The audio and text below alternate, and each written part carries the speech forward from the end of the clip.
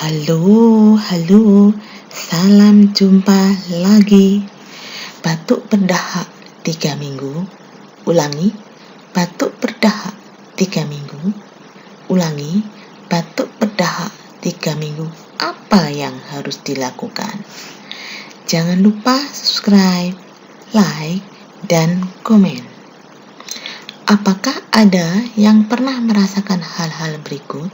Keluhan batuk berdahak sekitar 3 mingguan, minum obat batuk atau jamu yang beli di warung batuk tetapi tidak kunjung sembuh, badan lemah, lesu, nafsu makan menurun, keluar keringat dingin terutama di malam hari.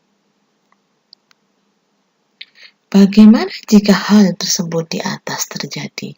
Apa yang harus dilakukan?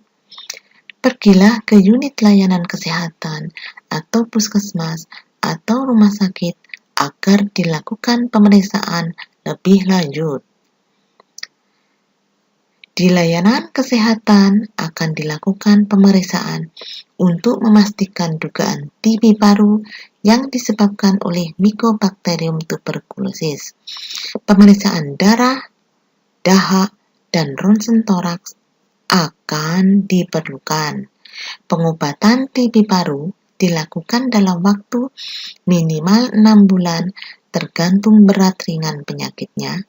Kerjasama penderita TB untuk minum obat secara benar sangat diperlukan.